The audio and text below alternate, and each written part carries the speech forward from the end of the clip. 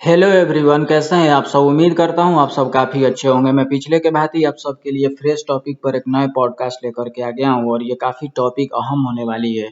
इसलिए इस पॉडकास्ट को बिना स्किप किए लास्ट तक देखिएगा। मुझे उम्मीद है कि आप इससे बहुत कुछ सीखेंगे। तो आइए सबसे पहले इसके हेडलाइन के बारे में जान लेते हैं। इसका हेडलाइन है कि भारत में सेफ्टी कम हो रही है। आइए इसी पे हम लोग चर्चा का विषय को आगे बढ़ाते हैं। भारत में सुरक्षा कम हो रही है, यह सवाल सीधा नहीं है, क्योंकि सुरक्षा कई तरह की होती है। अपराध, महिलाओं की सुरक्षा, साइबर क्राइम, राजनीतिक माहौल और रोजमर्रा की पब्लिसिटी और क्या बोला जाता है पब्लिक सेफ्टी। सही तस्वीर समझने के लिए हमें इन सभी पहलुओं को संतुलित तरीके से देखना होगा। अपराध का सच आखिर क्या है। भारत में कुल अपराध के जो आंकड़े हैं समय के साथ बढ़े हैं, लेकिन इसका मतलब हमेशा यह नहीं होता कि समाज ज़्यादा खतरनाक हो गया है। आज रिपोर्टिंग बढ़ी है, लोग पहले से ज़्यादा शिकायत दर्ज करवा रहे हैं। डिजिटल सिस्टम और पुलिस सुधार के कारण केस दर्ज करना आसान हुआ है।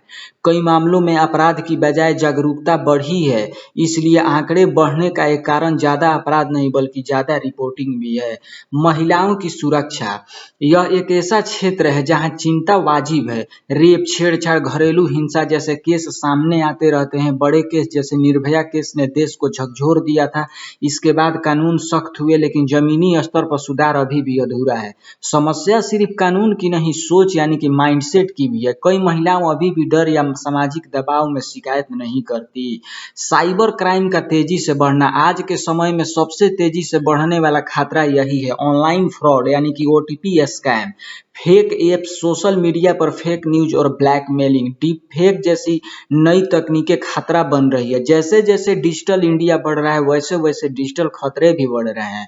पुलिस और कानून व्यवस्था, भारत में पुलिस सिस्टम में सुधार हुए हैं, लेकिन चुनौतियां अभी भी है। कई जगहों पर पुलिस की कमी और संसाधनों की कमी, केस लंबित रहना, राजनीतिक दबाव के आरोप लगना। हालांकि सीसीटीवी, स्मार्ट सिटी प्रोजेक्ट और टेक्नोलॉजी से निगरानी जरूर बेहतर हुई है। कुछ जगहों पर सांप्रदायिक तनाव और भीड़ हिंसा जैसी घटनाएं, सोशल मीडिया पर नफरत फैलाने वाले कंटेंट का असर, राजनीतिक ध्रुवीकरण से समाज में तनाव, इससे लोगों को लगता है कि समाज कम सुरक्षित हो रहा है। इसका जवाब है हाँ या ना में देना गलत होगा। कुछ क्षेत्रों में स्थिति बेहतर हुई है, टेक्नोलॉजी से निगरानी, कानून सख्त हुए हैं, जागरूकता बढ़ी है, लेकिन कुछ नए खतरे भी बढ़े हैं, जैसे कि साइबर क्राइम, महिलाओं की सुरक्षा, सोशल मीडिया से फैलता डर और नफरत।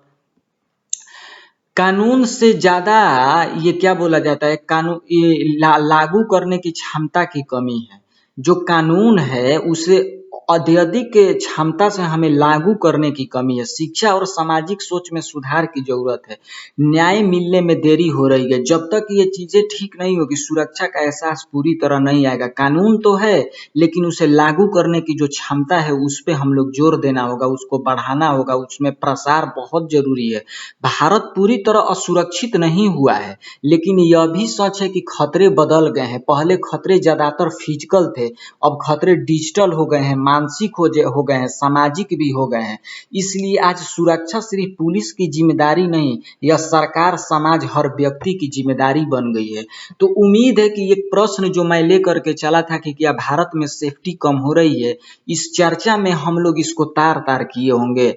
तो मुझे यानी कि संकित सिंह राजपूत को दीजिए इजाज़त। नमस्कार। आप अपना ढेर सारा ख्याल रखिए, और अगर इस चैनल पर नए आकर के इस पॉडकास्ट को सुन रहे हैं तो प्लीज़ इसे सब्सक्राइब जरूर कर लीजिएगा, क्योंकि इस पे ऐसे ही टॉपिकल पॉडकास्ट आपके लिए हमेशा लेटेस्ट अपडेट होते रहेगा। धन्यवाद।